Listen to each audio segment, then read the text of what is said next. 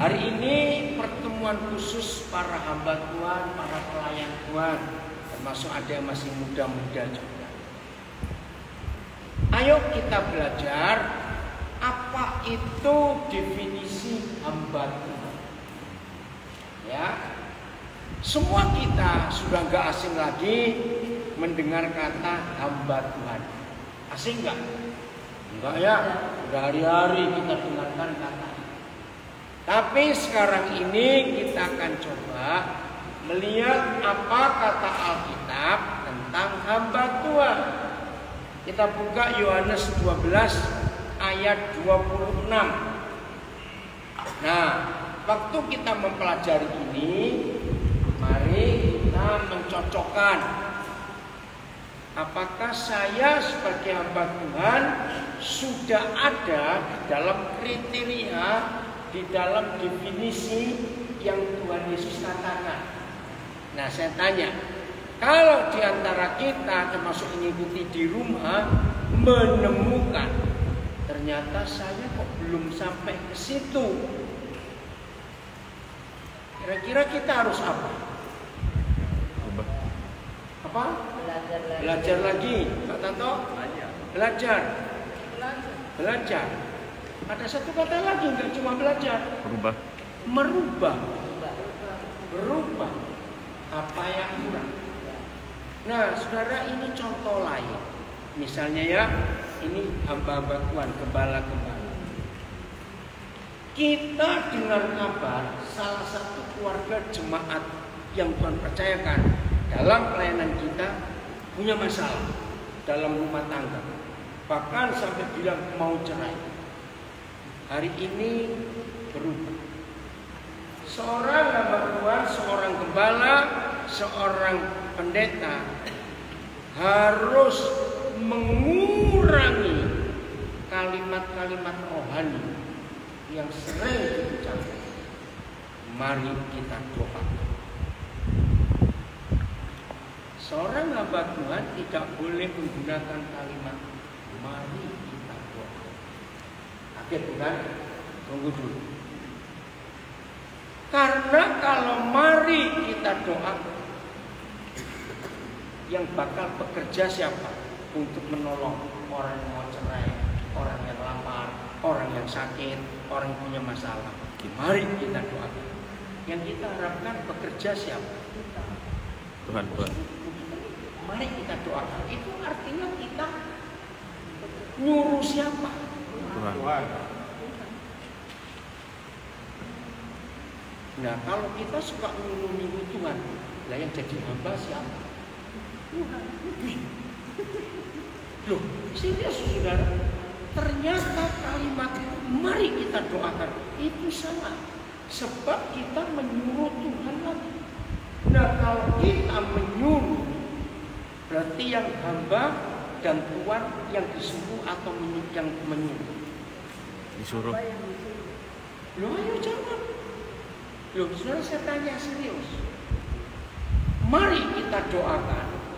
Itu artinya kita menyuruh siapa yang bekerja? Yesus. Kok sudah ragu? Menyuruh Tuhan bekerja. Kita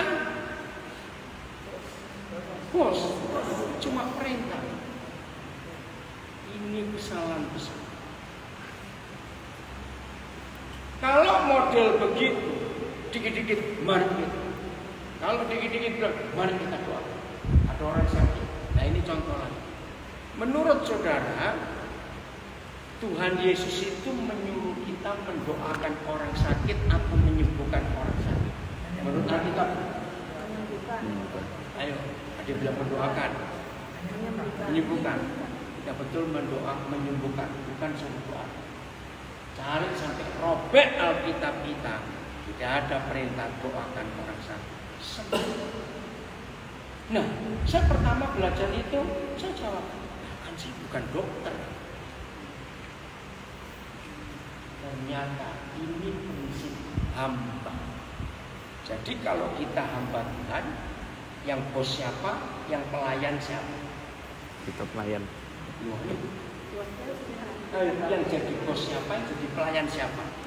Kalau kita ini hamba Tuhan. Tuhannya itu bos. Kita ini pelayan. Ini yang salah.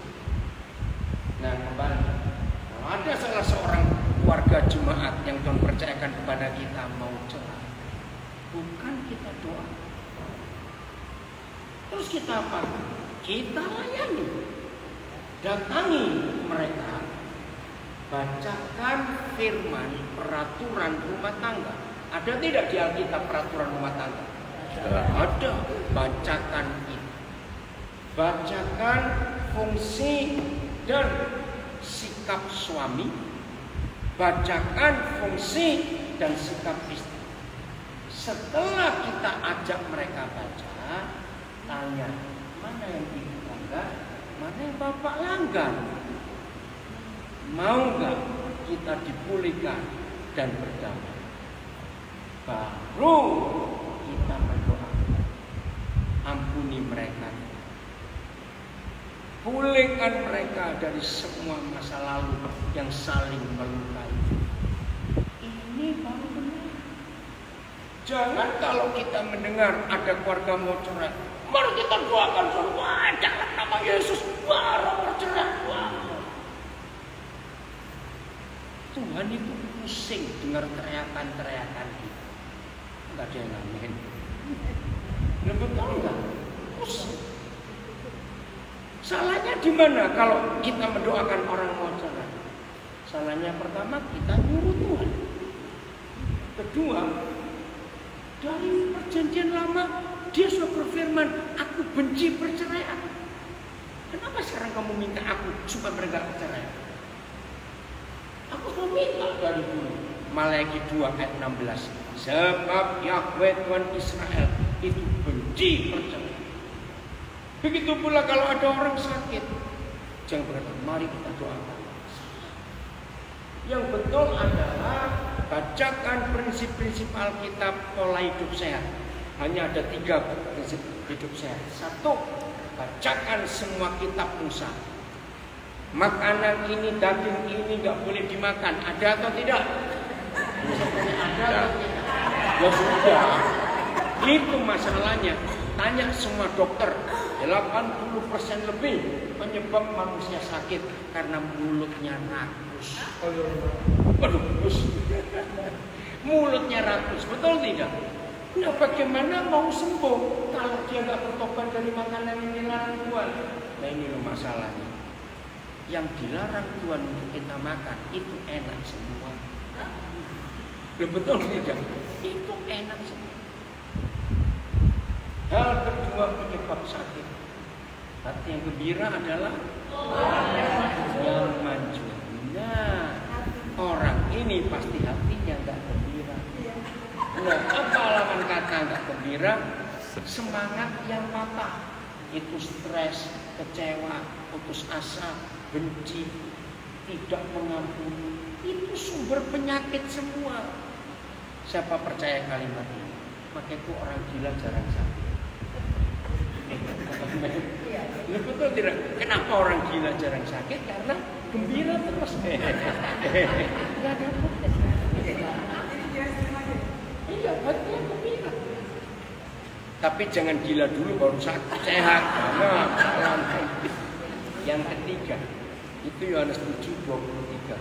Istirahatnya nggak betul. Maka itu semua kita kalau habis kunjungan orang sakit, kalimat terakhir sebelum pulang, banyak istirahat. Coba baca Yohanes 7:23. Sabat Tuhan Yesus, Yohanes 7:23. Yang belum tahu silakan baca. Saya tahu banyak yang nggak tahu ayat. Tuhan Yesus, Yohanes 7:23. Tuhan Yesus menyembuhkan seluruh tubuh seorang manusia kapan? Pada hari Sabat. Nah, yang masih berkata Sabat itu Sabtu, salah. Sejak Tuhan Yesus mengucapkan kalimat hebat di kayu salib, sudah selesai. Sejak hari itu sampai dia datang, sampai hari kita dipanggil Tuhan nanti, maka semua kita sudah ada di hari Sabat. Kan begitu kata Keluaran dan kitab Kejadian 2, bahwa Sabat itu dimulai ketika Tuhan sudah selesai bekerja. Betul? Nah, jadi Sabat itu bukan hari Sabtu. Memang hari Sabat itu Sabtu, tapi begini masalahnya. Kalau Tuhan Yesus menyembuhkan seluruh tubuh seorang manusia pada hari Sabtu, pertanyaannya, kalau orangnya sakit hari Minggu, loh, ngerti tidak? Nunggu Sabtu, bisa-bisa Jumat mati sudah. Loh, betul kan tidak cepat-cepat? Maka itu Sabat itu bukan cuma satu hari, tapi setiap hari kita istirahat. Pertolongan saudara. Dan itu cara kita menyembuhkan orang sakit secara firman. Setelah secara firman dilakukan, maka lanjut kalau mereka keluarga miskin, kita bayar BPJS. Tidak ada yang ngamen kalau begitu, pelit semua. Loh, betul tidak? Setelah firman kita sampaikan dan mereka melakukan, nggak punya uang, kita bayar BPJS. Kan cuma kembali ngomongin yang lain, pura-pura nggak dengar. Banyak pendeta nggak masuk BPJS. Oh, banyak pendeta nggak masuk BPJS. Minta jemaat yang punya duit untuk pendetanya dibayari. Begitu caranya. Rugi loh nggak ikut BPJS itu, saudara. Rugi besar. Kita bersyukur pada pemerintah. Menjalankan Bapak Tuhan, tolong ya, jangan meremehkan, itu berkat Tuhan loh. Betul tidak? Karena kalau saudara dan saya, hamba Tuhan nggak masuk BPJS, jemaat yang jadi beban buat kita. Kasihan. Nah itu cara menyembuh. Siapa yang doanya begini kalau waktu makan? Ibu pendeta A berdoa waktu makan. Bapak pendeta B berdoa waktu makan. Pasti ada kalimat ini. Tuhan, terima kasih Engkau melimpahi kami dengan berkat makanan ini. Oh, kami ingat Tuhan, janda-janda anak yatim piatu orang miskin. Hamba Tuhan yang menghadapi meja kosong, piring kosong. Berkati mereka. Salah lagi doa. Kenapa? Iya. Begini, kalau saudara doa makan, hanya waktu doa makan ingat orang miskin, itu jahat. Yang miskin jadi sakit hati. Tapi kok cuma diingat? Loh, betul tidak? Konsep doa makan seperti itu berarti saudara anggap di surga ada restoran dan dapur umum. Loh, kenapa? Apa yang kita minta? Berkat. Berarti kita Tuhan kirim makanan kepada orang-orang itu. Atau di zaman sekarang ada Grab Food, tahu itu? Salah. Di surga itu nggak ada restoran, pasar aja nggak ada. Adanya itu di bumi. Jadi kalau kita doa makan, Tuhan terima kasih Engkau kenyangkan kami. Kami siap memberkati orang yang lapar. Itu amin. Baru kita yang bekerja, bukan dulu Tuhan lagi untuk kirim makan. Masalah jemaat, kenapa? Benci. Oh, kontrak rumahnya habis. Biasanya doa kita bagaimana? Ayo jemaat yang kontrak rumah habis, ayo kita ini belajar. Jangan malu, kalau salah ya mengaku salah. Kata Yesus sudah beritahu. Begitu kita baca firman, ternyata ada yang nggak cocok. Tadi saudara bilang apa? Kita harus belajar dan berubah. Nah ini baru ngomong gini, saudara nggak mau berubah. Oke. Bagaimana biasanya kita doa untuk jemaat yang kontrak rumahnya habis? Gimana? Loh, bukan biasanya kita doanya bagaimana? Berkat. Tuhan tolong supaya keluarga ini bisa dapat duit. Nah, Tuhan bingung aja. Contoh kecil. Ini sudah terbiasa di dalam banyak gereja. Ada anak umur 6 tahun, temannya baru beli sepeda, dia merengek, Pak, sepeda Pak, kayak temanku. Pasti keluar gini secara umum. Dia berdoa. Saya kan nggak bahwa itu salah. Salahnya di mana? Anak kecil ini punya konsep. Oh, di surga ada toko sepeda. Maka itu saya suruh berdoa. Nanti Tuhan kirim sepeda. Kecuali kalau Tuhan kita kayak Jokowi suka kasih sepeda. Belum ngerti enggak? Yang betul itu begini. Oh, nah, kamu minta sepeda, nabung ya. Uang jajanmu kamu tabung. Setelah sekian waktu, ayo kita hitung. Nah, kurangnya apa yang ada? Mau berubah malah hari ini? Maka itu hamba Tuhan harus tidak boleh menggunakan kalimat mari kita doa.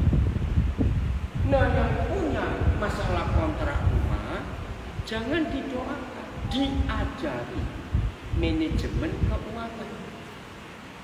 Kalau sampai mereka nggak bisa bayar kontrak rumah, padahal, kalau beli sepatu bisa juta, beli bedak ratusan ribu, betul? Beli minyak wangi, wah, nah ini salah. Jadi ajari mereka pola hidup dalam Tuhan supaya berkat Tuhan nyata. Nah ini bacakan ayatnya. Filipi 4 ayat 19. Nah ini kalau kita menemukan masalah dalam keuangan jemaat, cari ayatnya. Baca sama-sama Filipi 4 ayat 19. Nanti saya baru kembali ke Yohanes 12 ayat 26. Maaf, tadi saya lupa. Udah kita baca. 1, 2, 3.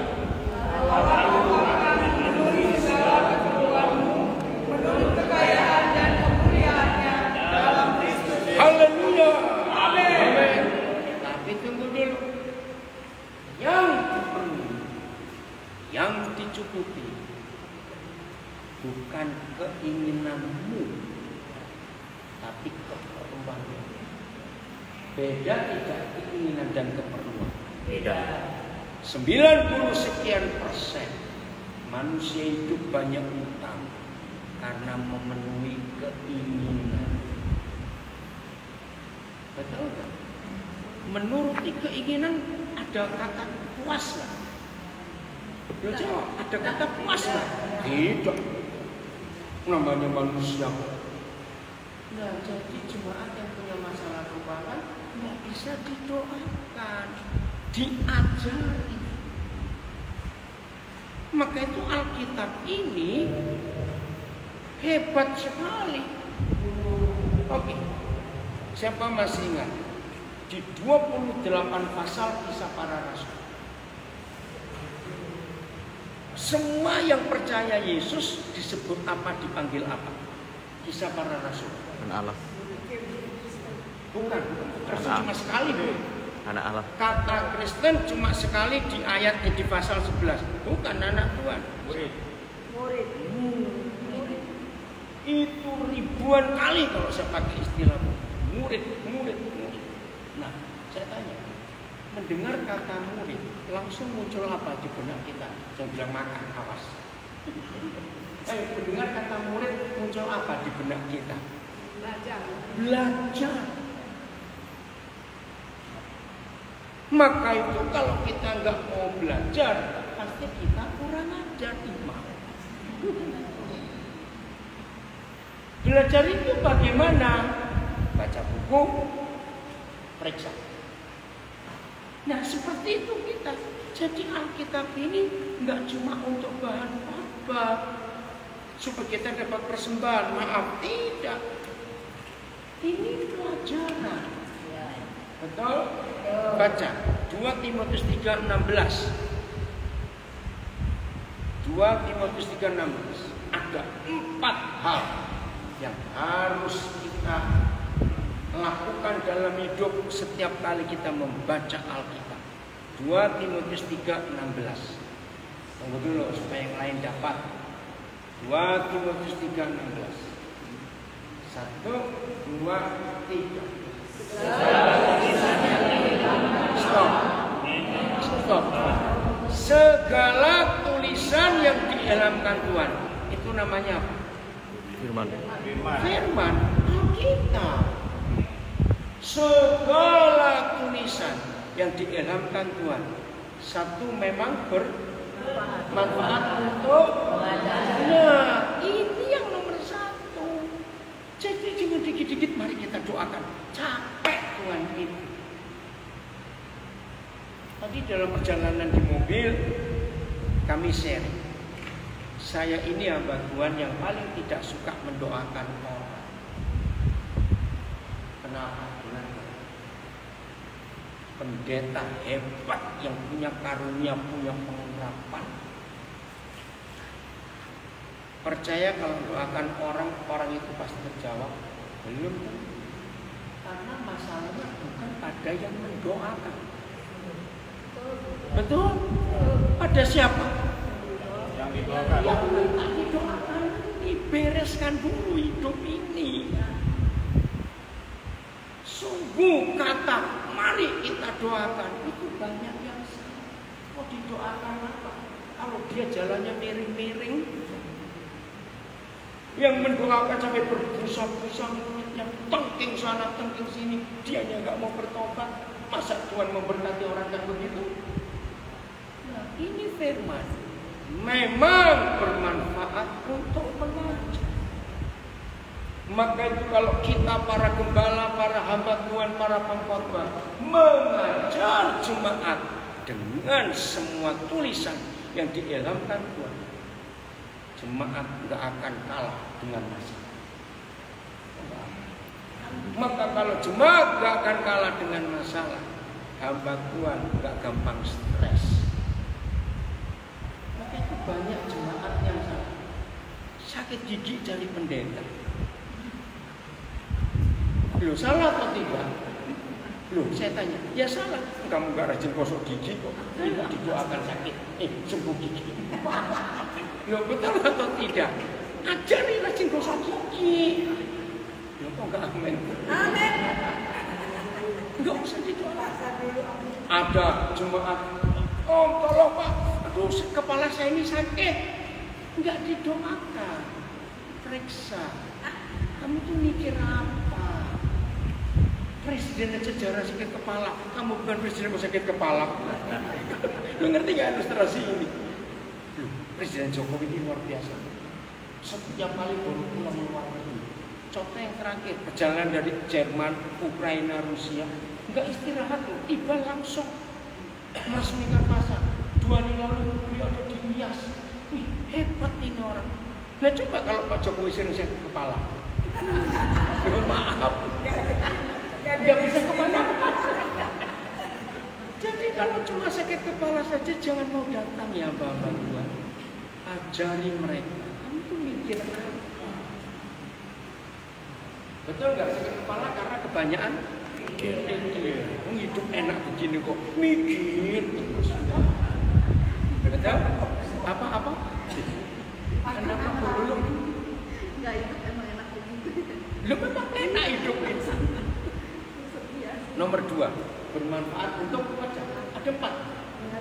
1, menyatakan kesalahan. Nah ini nggak bisa didoakan. Saya tanya lagi kepada saudara. Kalau kita masih punya dosa, Tuhan bisa mendengar? Tidak. Baca. Yesaya 59 ayat 1 dan 2. Jadi firman ini untuk pelajaran. Jangan cuma asal khotbah, maaf. Yesaya 59 ayat 1 dan 2. Ayo kita baca. Oh belum ya? Yesaya 59 ayat 1 dan 2. 1, 2, 3. Sesungguhnya tangan Tuhan tidak terlalu panjang. Terus dan Pendengarannya tidak kurang tajam untuk mendengar, tetapi yang merupakan pemisah antara engkau dan Tuhanmu ialah segala kejahatanmu dan yang membuat dia menyembunyikan diri di hadapan kamu, sehingga dia tidak mendengar, ialah segala dosa. Sekarang saudara ngerti kenapa saya malas doakan orang? Karena bukan karena doa saya dia tertolong. Hidupnya beresin dulu. Dan mendoakan orang itu buang-buang waktu. Ngerti nggak sekarang? Maka itu kalimat mari kita doakan. Bacakan aturan-aturan hidup di dalam Firman Tuhan memang bermanfaat untuk mengajar, bermanfaat untuk menyatakan kesalahan. Yang ketiga, bermanfaat untuk memperbaiki kelakuan. Ingat Yesaya 59 tadi, yang merupakan pemisah antara kita dengan Bapa di surga adalah segala dosa dan kejahatan kita. Ini yang perlu dibereskan. Yang keempat, mendidik orang dalam kebenaran. Wih saudara, tolong hamba-hamba Tuhan ngikuti di rumah pakai ayat. Percaya kalau semua kita, baik hamba Tuhan maupun jemaat, yang hidupnya siap untuk diajar, siap untuk ditunjukkan kesalahannya, siap untuk apa yang ketiga tadi? Memperbaiki kelakuan, siap diubah kelakuan kita. Yang keempat, mendidik kita, siap dididik sesuai dalam kebenaran. Gak usah doa panjang-panjang, kita pasti tertolong. Loh, kok enggak amin? Kita masih tertolong. Maka itu stop kalimat mari kita doa. Itu tidak menyelesaikan masalah. Karena kita enggak diajar, enggak dididik, enggak dibawa dalam kelakuan yang berubah. Ya bagaimana? Saya enggak tahu di abad keberapa muncul kata mari kita doakan. Ini kata itu salah. Oke, saya tambahin lagi satu sebelum kita lihat ayat. Siapa yang percaya?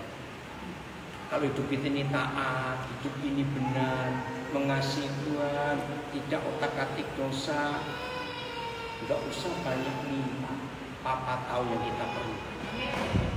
Betul? Betul. Betul? Sama seperti anak-anak. Nah, kalau dia baik pada papa mama, nurut, nggak suka melawan. Belum minta kita sudah tahu, oh dia perlu ini. Terus juga harus ada banyak. Loh, betul nggak saudara? Anak-anak kita yang menyenangkan hati orang tua, udah. Seperti Bapak Yesus. Jadi mari kita doakan, jangan dipakai. Yang betul, mari kita duduk belajar. Mana yang kamu langgar, mana yang kamu langgar. Perbaiki kesalahan lewat segala tulisan yang diilhamkan oleh Amin. Bermanfaat untuk mengajar supaya kita tidak jangan saudara panik, ya bingung karena banyak konsep yang salah selama ini, tapi kita ikuti dan kita tidak mengikuti Alkitab.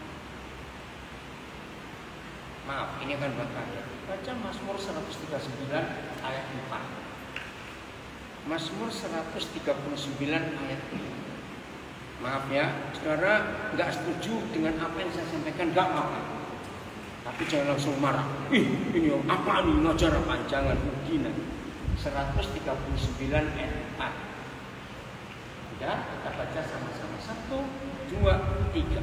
Sebab sesungguhnya mengeluarkan perkataan, sesungguhnya semuanya telah kau ketahui ya Tuhan. Nah, saya tanya, maaf. Menurut ayat ini, perlu nggak kita doa panjang-panjang? Malah nggak perlu doa. Gak usah ragu-ragu. Perlu nggak kita doa panjang-panjang? Tidak. Anak yang nurut, nggak usah menjelaskan. Tadi pagi waktu mama masih tidur, saya sudah cabut rumput. Saya sudah jemur pakaian itu, Mak. Saya sudah bersihkan dapur. Sebelum papa bangun, saya sudah bersihkan kamar mandi. Makan dong, Mama. Jawab, ini anak atau pembantu? Pembantu. Loh, ini anak atau pembantu? Pembantu. Kalau anak, Langsung aja. Langsung minta aja. nggak usah banyak ngomong, langsung makan saja. Loh, saudara, ini konsep. Maka itu maaf ya, maaf. Jangan saudara panik dan terus marah.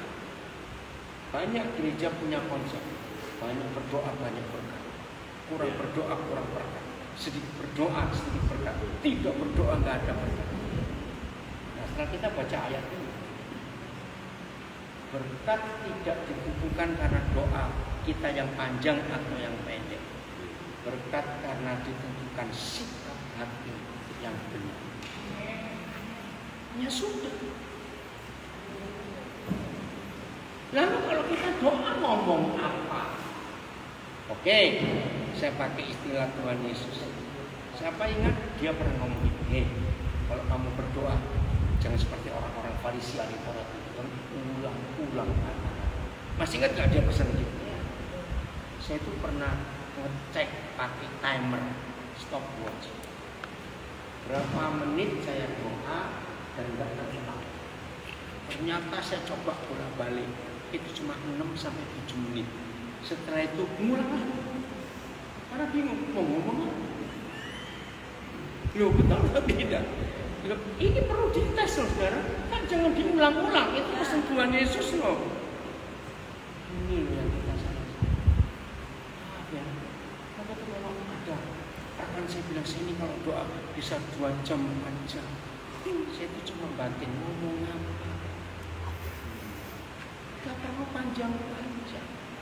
Sebelum lidahku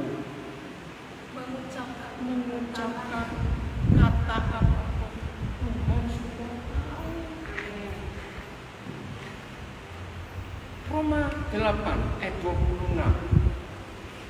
Nah kalau sampai seperti ini doa mau ngomong Roma 8 26. Udah? Ya, belum.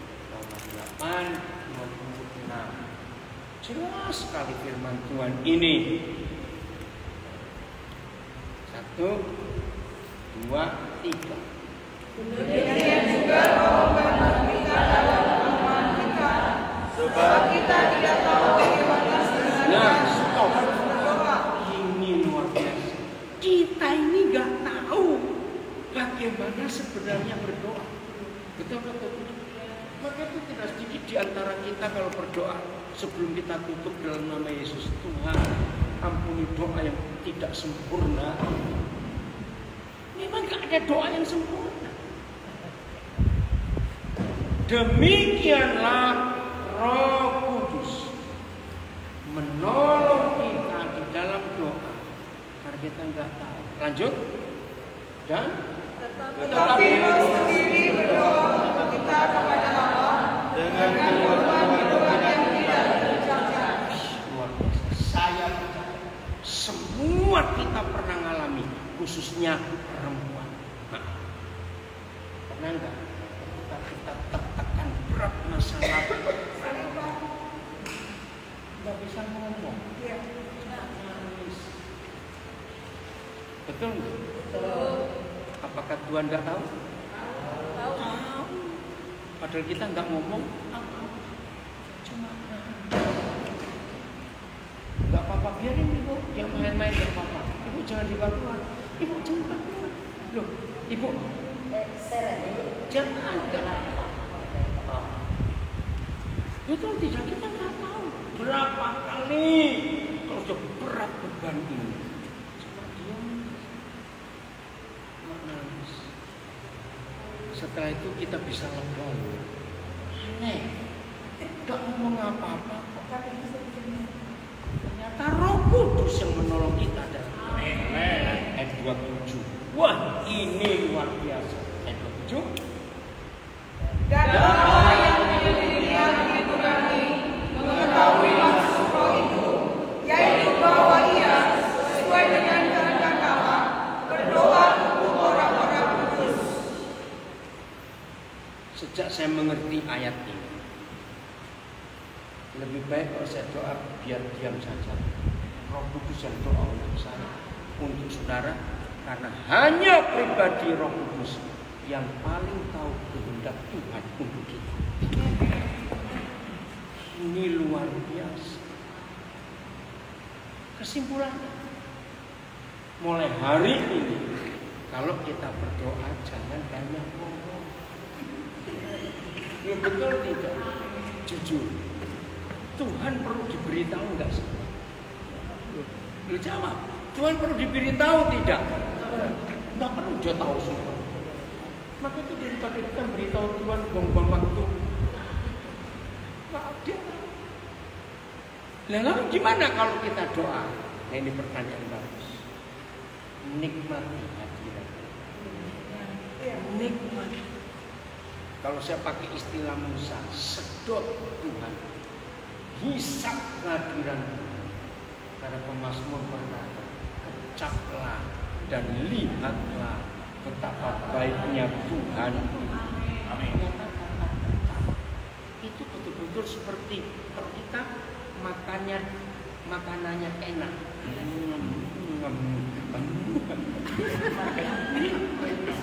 Saudara, ternyata Tuhan itu bisa kita nikmati seperti kita nikmati makanan. Kayak makan durian. Kayak makan durian, aku suka kayak. Iya. Saudara, betul nggak menikmati? Kecaplah dan lihatlah. Jadi Tuhan itu lebih suka kalau kita diam, Tuhan yang cerewet.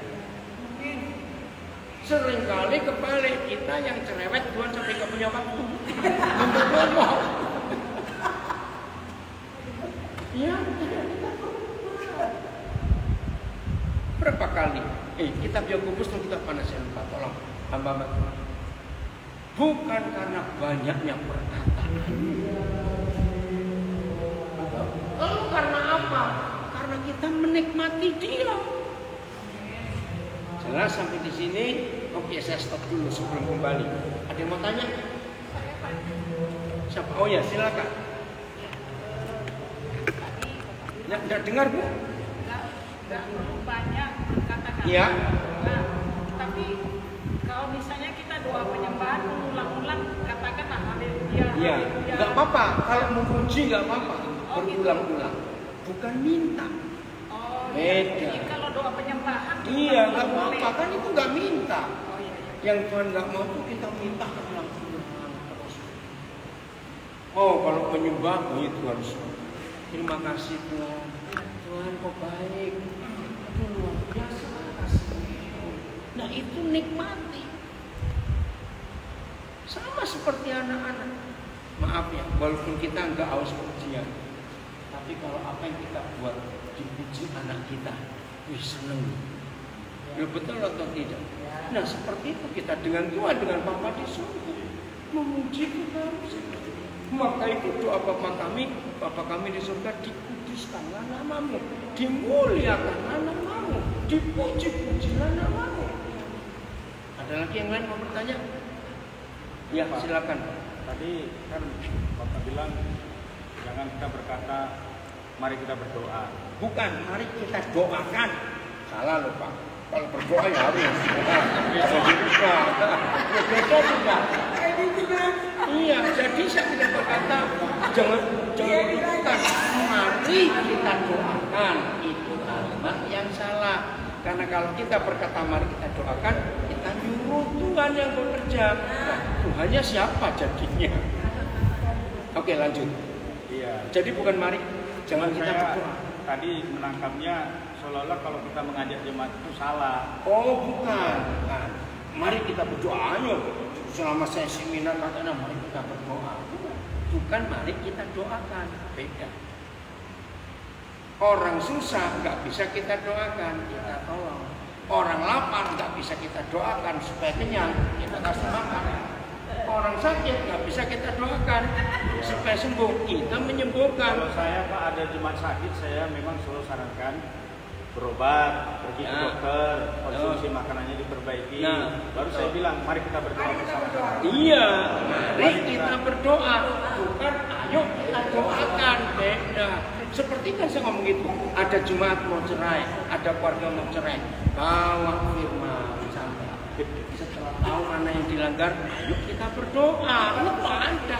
Apa dari tadi mikirnya? Saya pikir tadi Pak langsung aja kita doa. Enggak usah belajar. Nggak bisa. Mari lagi nggak ada lagi. Ya itu, akhirnya kita nyuruh Tuhan lagi yang bekerja. Oke? Ada lagi satu ya, silakan.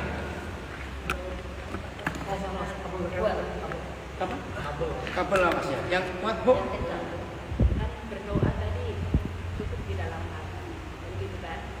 Jadi kalau umpamanya ada di dalam rumah Tuhan itu berteriak sama berseru, kita Ya. harus berteriak itu atau berseru atau cukup berteriak di dalam hati. Oke, mari kita baca Yesaya sebentar 29 ayat 12. Yeremia 29 ayat 12. Pertanyaan ibu ini, tapi kan ada firman suruh berseru, suruh berteriak. Ada, tapi bukan teriakin Tuhan. Loh, perlu nggak Tuhan kita teriakin? Enggak. Loh, perlu nggak Tuhan kita teriakin? Tidak. Kita berteriak itu karena proklamasi. Kita berteriak karena kita mendeklarasikan iman kita. Itu baru berteriak. Tapi Tuhan nggak perlu diteriaki. Kita ngomong dalam hati aja Tuhan dengar. Bersorak lain lagi Bu. Bersorak itu bukan berdoa. Itu menyatakan kemenangan. Nah, tapi ayat ini, ayat 12. 1, 2, 3. Dan apabila kamu berseru dan datang untuk berdoa kepadaku, maka aku akan mendengarkan kamu. Ada fase-fase dalam doa.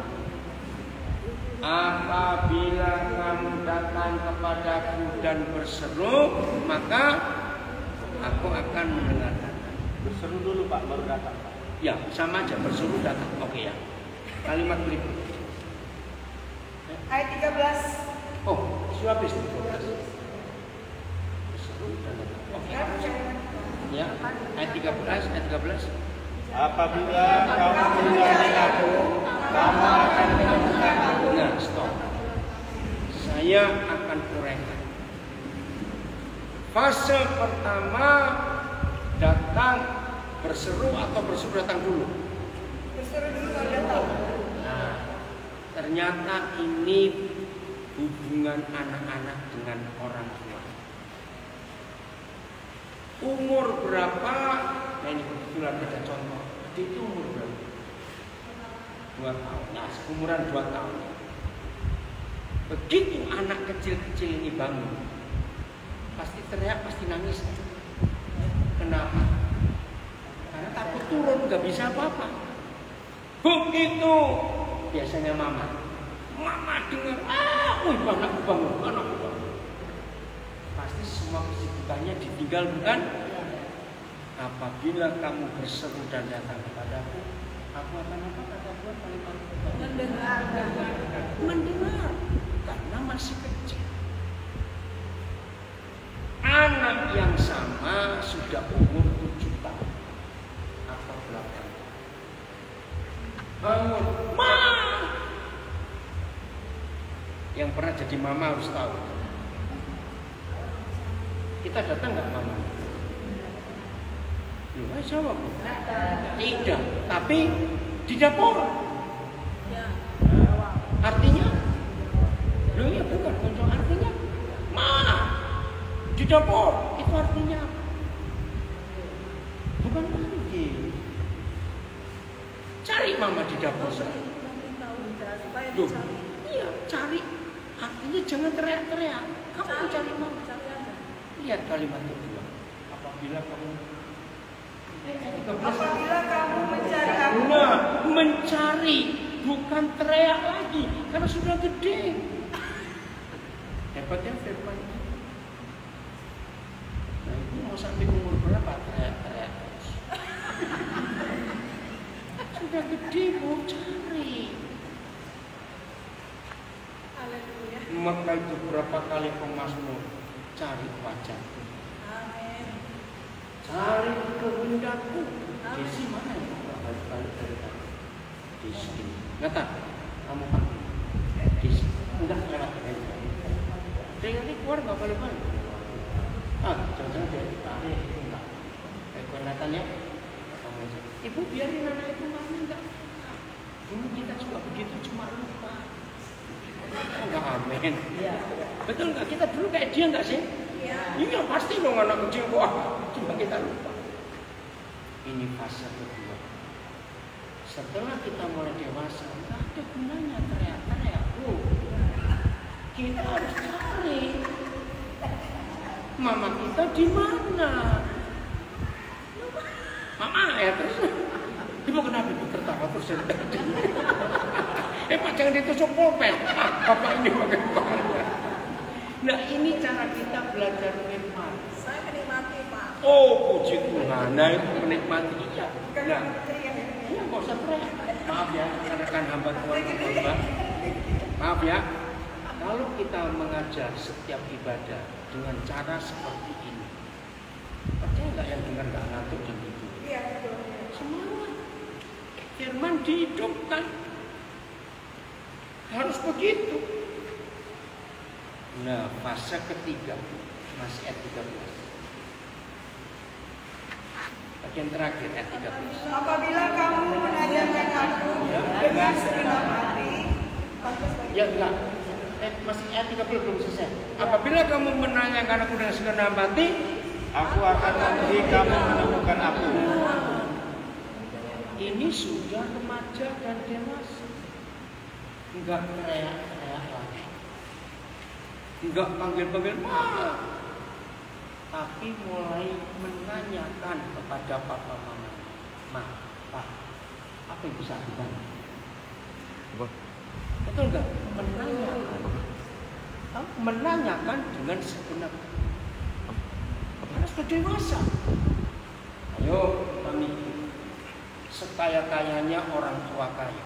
Desi jangan lama-lama keluarnya ikut dengar firman. Sekaya-kayanya orang tua kaya. Kalau anak umur 20, 24 minta terus. Sedih nggak kita punya anak seperti ini?